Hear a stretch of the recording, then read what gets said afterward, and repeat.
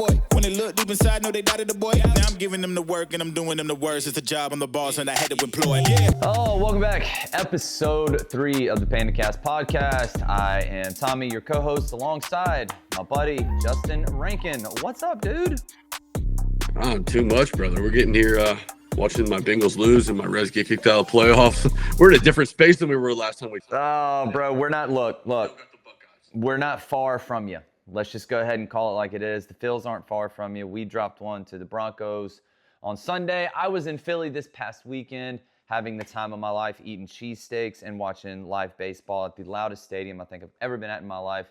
But we will talk about all that a little bit later. We're just going to jump straight into our question of the week this week. And this is actually, I love this question. It's really, really good. And it's, is ChatGPT actually helping my company? Or can it actually help my company? And I think this is a very loaded question. This is something you and I have spent a lot of time talking about. And I'm going to let you start on this one, just because you've done a lot more research in this particular subject than I have. And then I will insert my opinion a little bit later. So Justin, I ask you the question, can ChatGPT actually help your company? Yes and no, right? So the way I'm looking at this right now is if you go to GNC and you just pick up a whole bunch of supplements and start throwing them into your body randomly with no real goals and no real objective, you're just trying to get better, but like don't know better at what, and you start throwing endless amounts of supplements into your body, well, there's probably going to be negative side effects for what you're doing, and you're probably not going to see the gains and the goals being achieved that you were looking for. And that's what we have lots of companies doing with ChatGPT right now is they're not setting goals. They're not utilizing it in correct manners. They don't have a pathway or an SOP to how they're using this thing. And honestly, part of me thinks that ChatGPT makes the smart smarter and the dumb dumber right now, and we're starting to see that a little bit across channels for sure. Now, do you think, obviously, we know ChatGPT can help and it can start to get ideas turning in your head. Like, we know that that's a thing. But I look at it kind of along the same way as you do, but a little bit of a different analogy of, with social media, you're either a creator or a consumer. Those are the two things that you can be on social media. And usually, you're only one at a time. You're either creating for the channel or you're consuming from the channel. And I feel like ChatGPT or really any GPT platform that's out there, AI platform that's out there, you're either consuming it or you're creating the content for it. How would you kind of explain the difference between being the creator and the consumer for these GPTs that we're seeing come out? Yeah, well, one is when you're going to use it just to answer mundane questions, it's like buying a Ferrari and never taking out a first gear, right? That's not what this thing was built for. So when you're looking at creative, it should help you tighten everything you're doing, not become the creative outlet itself, because this is not built for it, right? We're seeing new AIs that have better creative capabilities, but the one thing it can't do is invent something from nothing.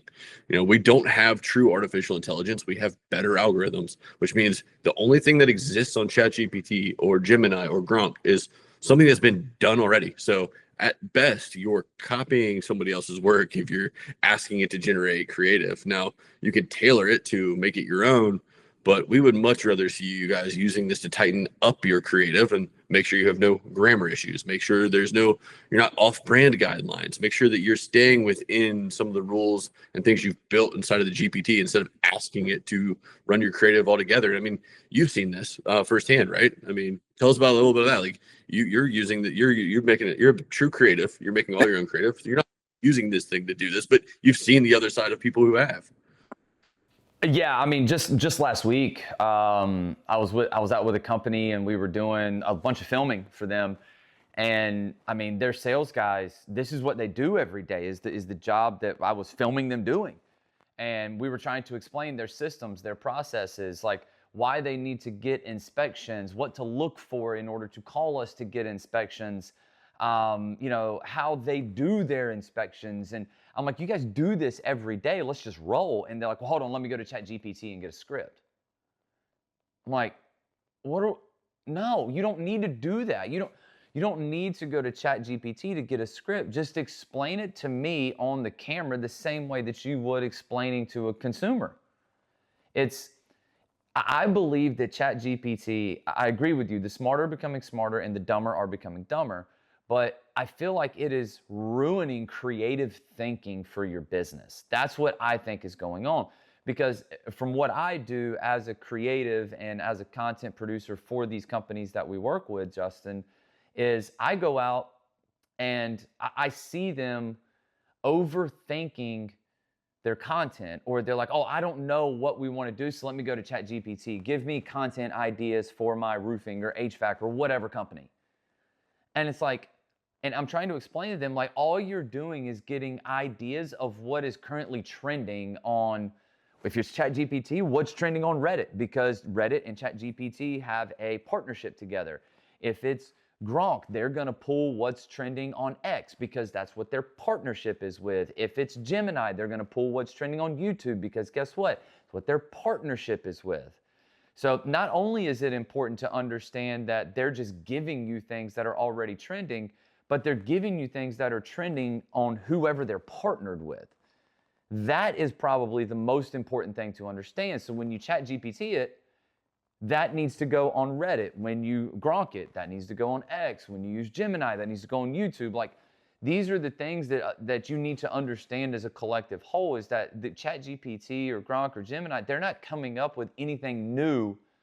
They're just taking whatever's trending with their partner and giving it to you so you can please their partner's algorithm. 100%. And the other kicker is that a lot of you guys are trying to use this for SEO value or for, for indexing values.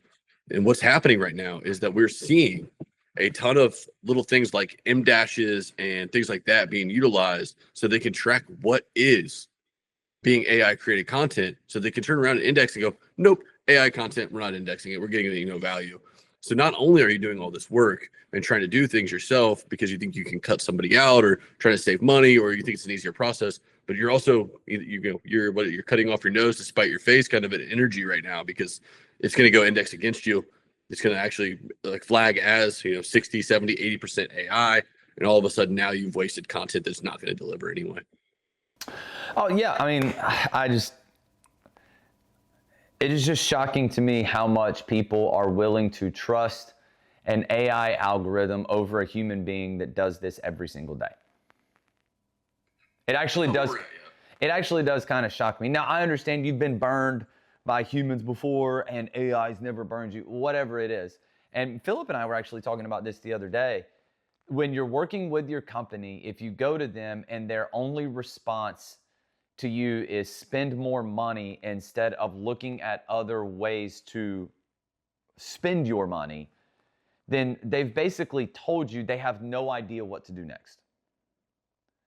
And we're very educated in all the different areas. So like if Google isn't working well, we're not just going to come out and say, oh, well, you just need to go spend more money. No, like, okay, hey, maybe let's take some of this budget and apply it to Reddit. And let's see what happens over there. Because you want to grow on ChatGPT, we need to be on Reddit more often. We actually just did this with a client of ours, and they're already seeing more success on ChatGPT than what they've ever seen. And it's because we knew where to go in order to get the success that they needed. Hey, Facebook isn't working. Okay, cool. Let's go to CTV. Let's take that budget and move it to CTV because that's a very trendy thing right now. That is what is working. You need to go find the company that knows how to manipulate a budget in your favor. 100%. And I keep hearing this. We've been reducing Google budgets for most of our client base right now, just because of what's going on with AI. Google will figure it out, guys. I'll be coming back in 6 months, 8 months and go, hey, we need to put money back in Google. It's not there yet. So why would we want to blow all that money? So yeah, most of the time we're reducing budgets, and you go to a company like, hey, I want to reduce budgets. And they look at you sideways like, you're doing what? Yeah, we're going to pull some spend out. We're not going to blow your money for no reason.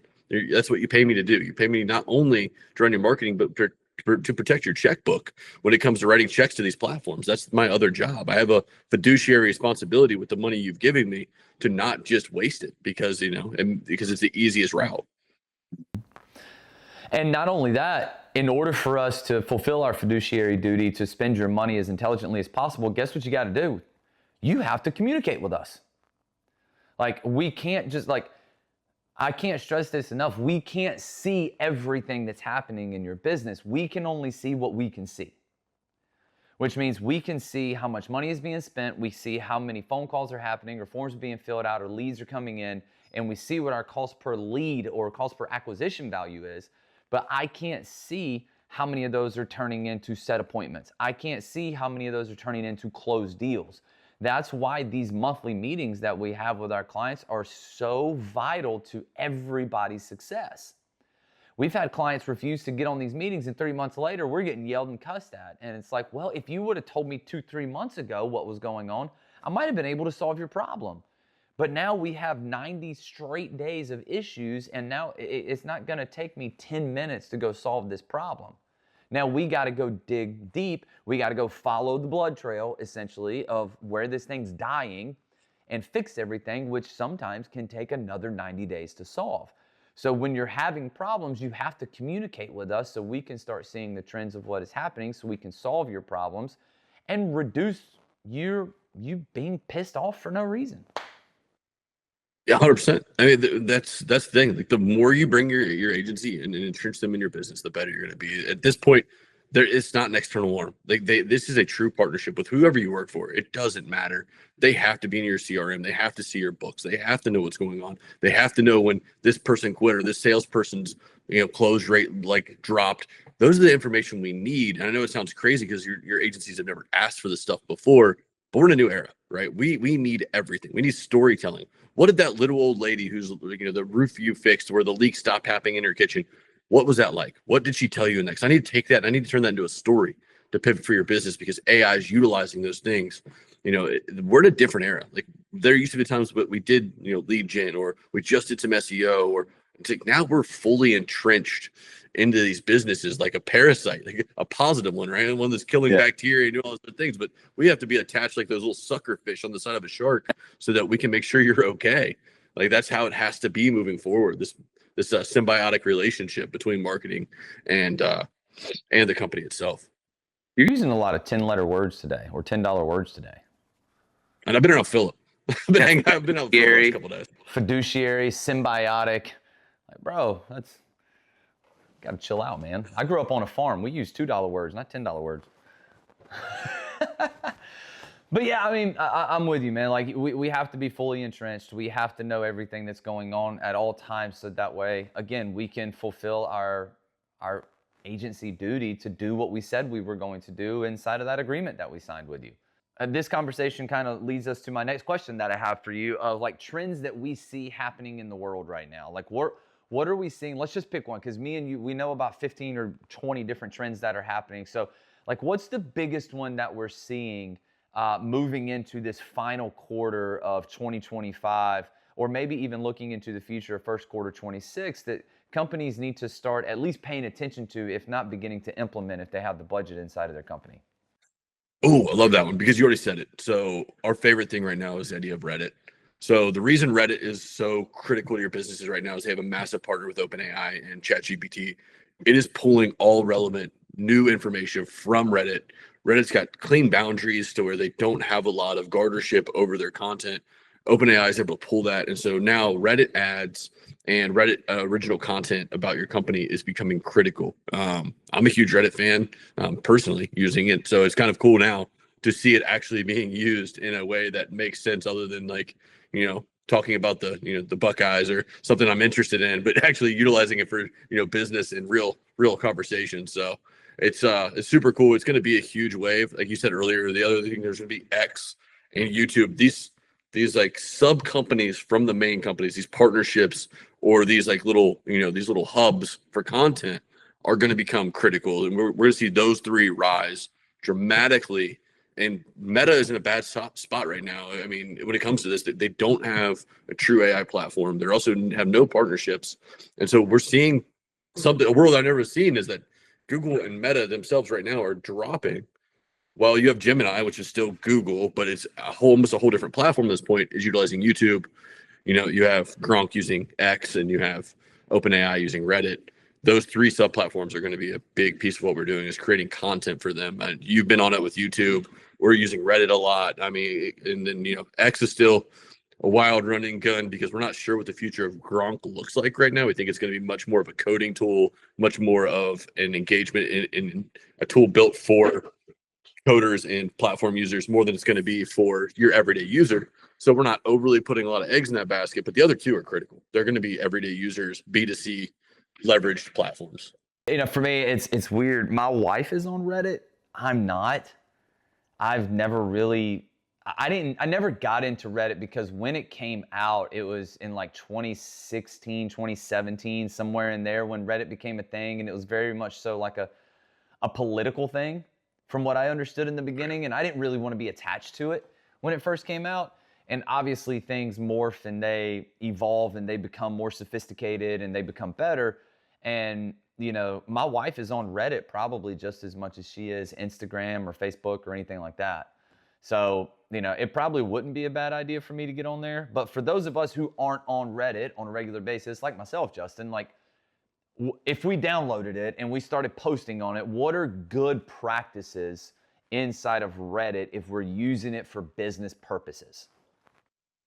The same you do for like SEO value and those type of things, which I know is open-ended and a lot of you guys don't know what to do for SEO value, but realistically what it is Q&A. Answer the questions your customers are asking you on a daily basis. Get in there and find a way of doing it. Do it through storytelling. Do it through, reviews. Answer, hey, we got this review today. It was awesome. Look what we did for this person. Spell it out. Those type of things. You can also run ads there. We know that the ad relevancy on Reddit is sky high, which also takes a little of the burden of the organic posting necessity off your shoulders. Okay, so basically just getting on there. I'm just trying to make sure we're breaking this down for the people who are listening to this. So we want to get on Reddit, get everything going, and then could it be my personal account or does it need to be a business account on Reddit? So you need it. Well, it really is about mentions, right? So we're playing the mention game again. We need you to be, because what ChatGPT and these platforms do is they're combing it all together. So no matter how many times you get mentioned in what areas, the more they see that name and they see positivity and storytelling and reviews and when it combs Reddit and it sees all these things, no matter where they come from, it's going to start indexing them as a positive thing for your company. And those things will start to work their way through ChatGPT as people start to say, who's the best roofer near me? Who's carrying, this type of siding? Who's got those things are all going to start popping up. It's another thing we're doing right now, and I don't want to dive into too much. Is like, hey, what shingles are you providing? What siding are you providing? Those things are becoming relevant with ChatGPT, bringing those names into the searches. So a lot of these things are going on right now, and we're taking this holistic approach to your business where we need a giant window in Reddit, in all these platforms to make sure that ChatGPT is indexing it. So just getting that information out there, whether you're doing it through business, whether you're doing it through ads, whether you're just on Reddit and you have some people in your company commenting and talking about it and sharing reviews, sharing stories about the company. If you have sales guys who were able to help somebody or, they were able to identify a leak around a chimney that, helped the company reduce, that, or the customer had mold, like whatever those things are, getting on there and utilizing that platform is a big part of what we're doing.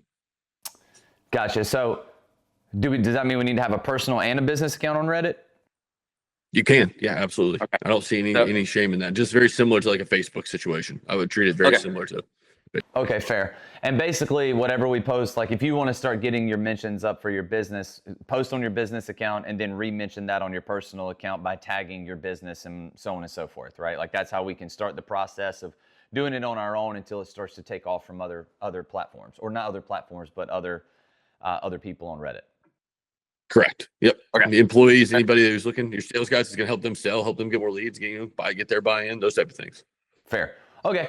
Like I said, because this is something that I've never done before. I post on social, I post on YouTube, Instagram, Facebook, X. Like I post on all the ones that are popular, but Reddit is something that I've never really done before. So I guess it's one more platform for these open AIs to be able to pull from, to be able to see that you're mentioned in more locations, therefore giving you more authority in whatever industry that you're in. The perfect word. Yeah. Authority. You're gaining authority across platform. Yep. Cool. All right. So yeah, to summarize this up a little bit, because we haven't been talking long, but basically, ChatGPT or any of these open AI sources or AI search engines or whatever it is, I think we can pretty much say that they're great for starting your thinking. They're great for question and answer if you're kind of using it as a search engine like you would Google. But don't rely on it fully. Like, you can use it to get the ball rolling for your creative, for your business, but continue to be creative, continue to think outside the box, to be different, because AI cannot create anything new. It can only gather information from other sources and very quickly, which takes out the research side of what you're doing and what you're looking for.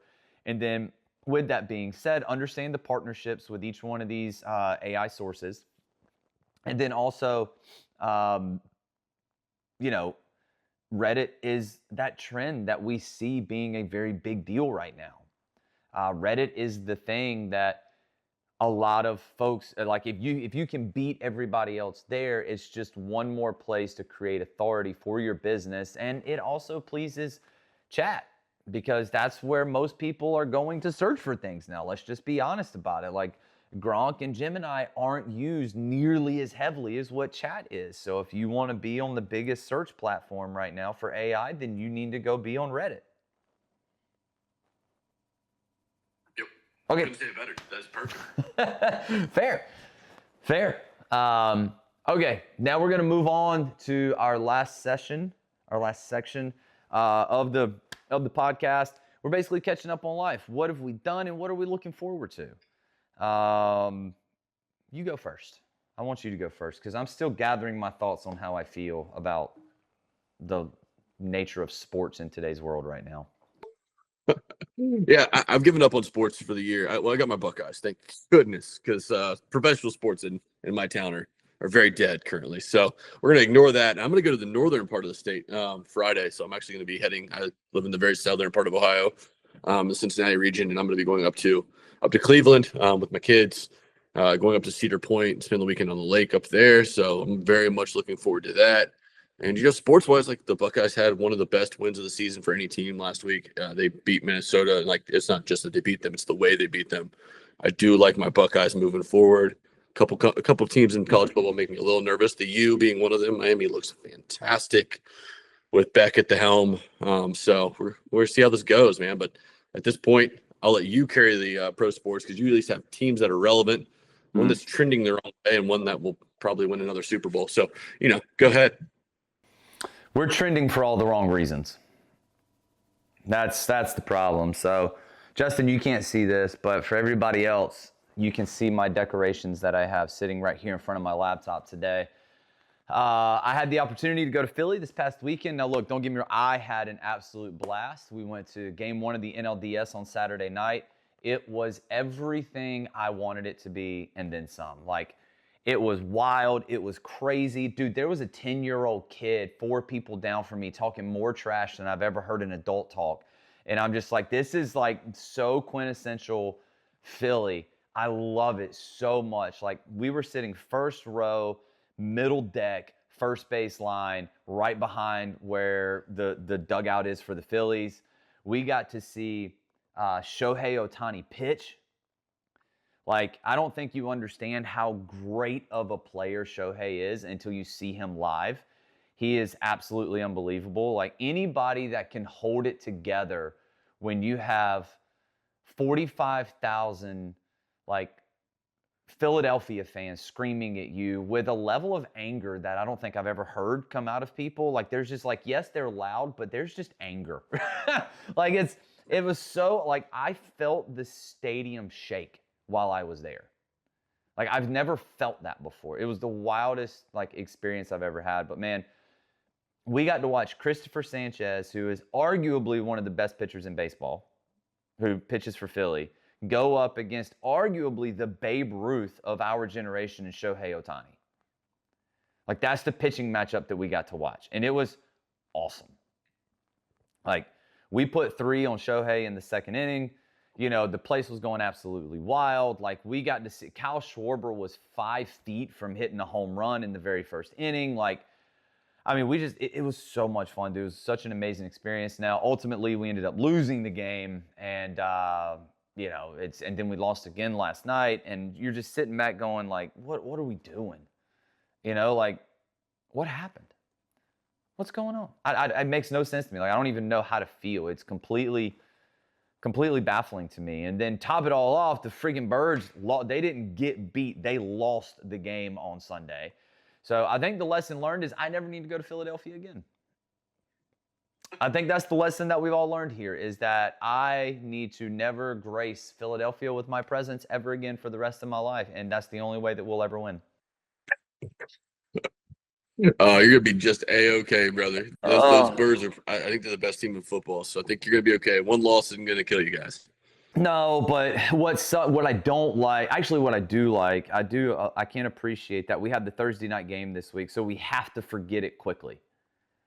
Like, we don't have a choice. We have to forget that we lost on Sunday and move on to playing the Giants. And having the Giants as our next game, in my opinion, is a very good thing for us, because that puts us up against a team that we should be able to handle relatively easy. That's all. All right, I got to relax. All right, we got to wrap this thing up. I could talk all day about this. I'm just going to keep getting more pissed. But that's everything today, folks. That's episode 3. I had a good time.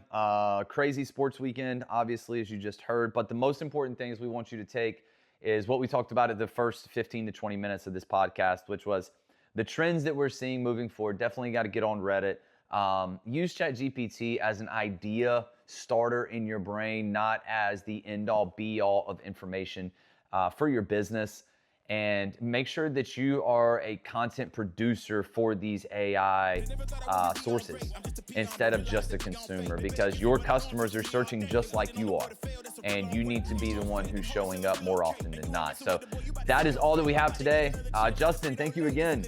Always a pleasure having you on. I'd say that like you're not on here every week, but it is so much fun to do this with you. I have so much fun with it, man. It also gives you and I a chance to catch up every single week because of how busy we both are. So it gives us that excuse. Anything else you want to add before we go? No, I think it's it. Yep. All right.